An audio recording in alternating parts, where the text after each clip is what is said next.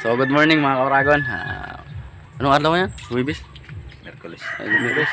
So, Merkulis ngayon ng umaga.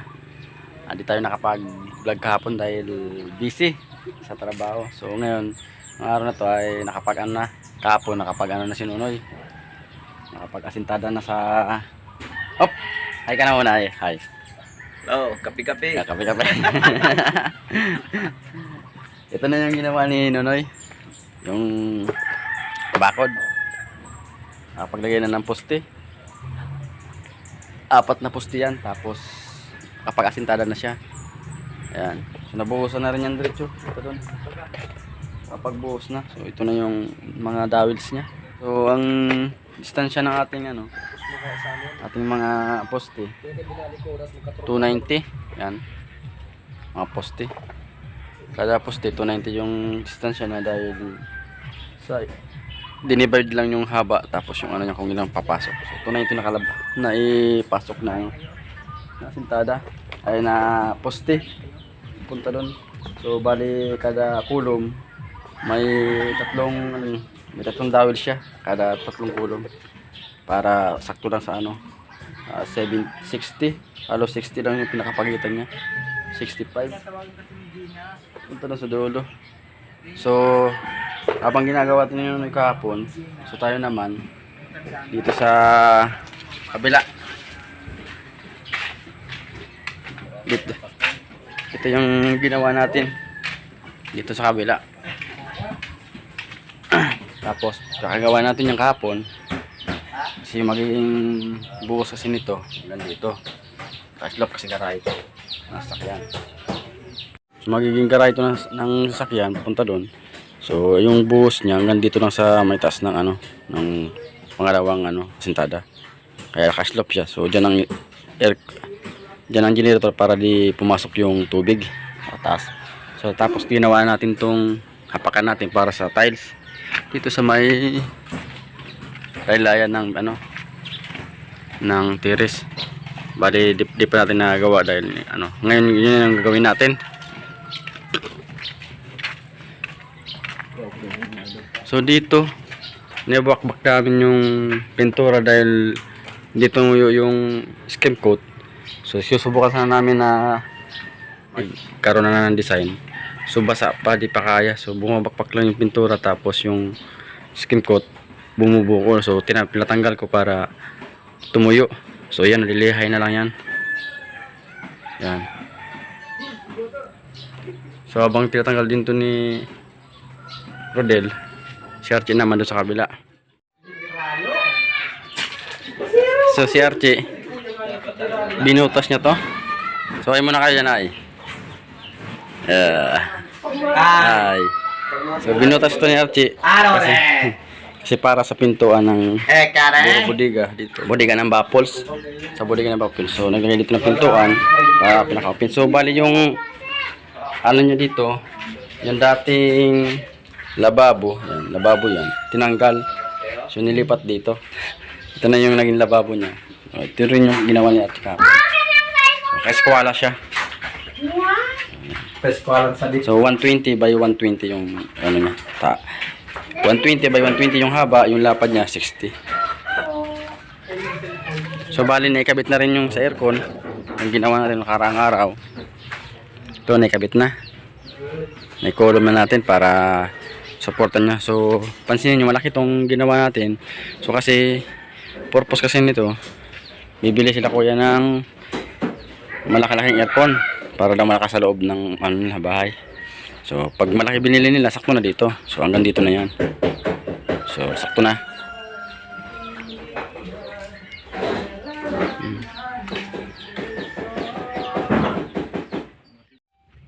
So ito lang yung ito na yung isang ginawa. Ikakabit na rin dyan sa isang aircon. So yan. So habang ikakabit nila yan, sino na mag-umpisa ng trabaho.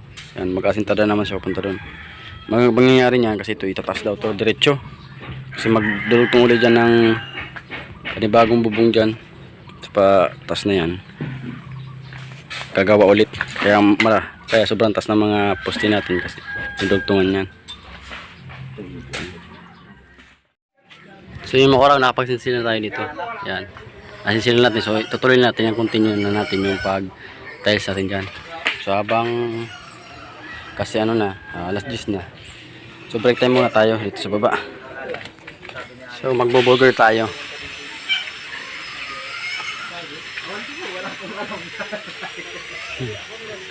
So ito yung burger. Burger tayo.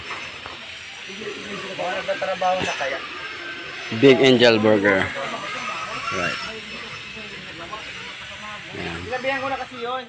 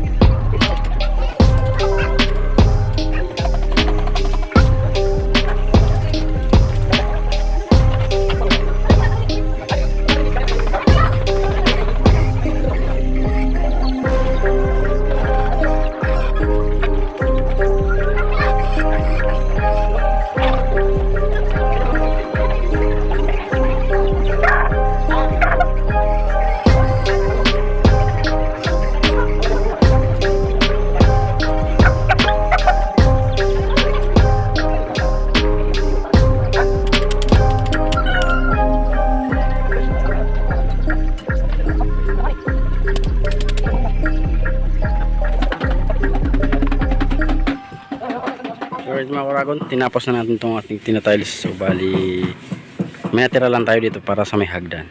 Yan. Yan, ito lang yung tinira natin. So dito, kabit na natin. Ayan. Nakabit na natin yan. Hanggang dito sa dulo. Punta doon. So nakabit na natin. Ayan. So pagdating dito sa dulo, ayan, naka 45 siya. So dito din na natin ito pin-45 dahil tago naman siya. Matakpan na lang ito ng grout. So din natin yung pin-45. So bali na yun yung itsura niya. Yan. So ayos na, maganda na. So pintura na lang, pag napinturan na, okay na tayo dyan. So bali dun sa dulo, nagpapasinsil pa ako dun dahil sa extension ng ating railing. So tapos na yan, si Ate siguro dito kapalitado na dito banda. So pero bago na lahat, doon muna tayo. Tapusin muna.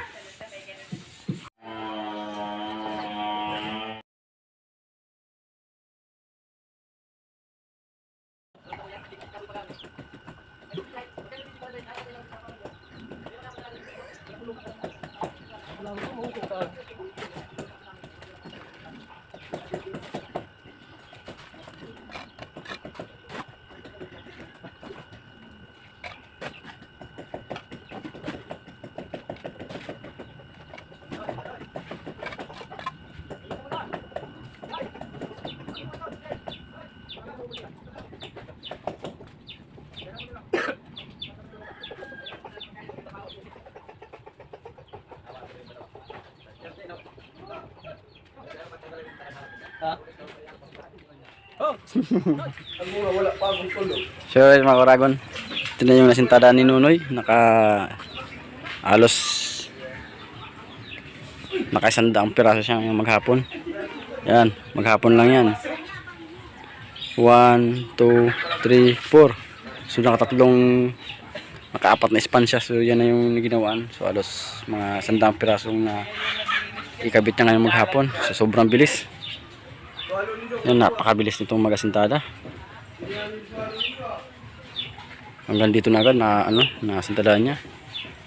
So bukas niya nasa taas na yan. Andun na yan sa taas. Nakataas na tayo niyan. So habang sinintadaan niya to, kami naman tinapos ko na rin yung ginawa kong tiles doon sa dulo. Tinapos ko na. Natapos na natin. So right, yan na.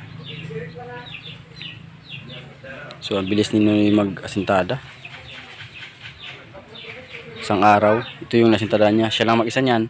Tapos 2 labor. So yun mga Kuragon, ang ganyan lang ating video. So next vlog naman natin ay pakita naman natin sa inyo kung anong mga kaganapan dito yung ginawa natin. So right, so bukas magkakabit tayo ng gagawa tayo ng gate dito sa may harapan. So yun ang gagawin natin. Yun ang gagawin natin na pagkabit ng gate. So, panoorin nyo kung paano kakabit yung gate at paano kakabit yung bisagra niya, yung cylindrical. So abang-abangan nyo. Ayan, maraming salamat.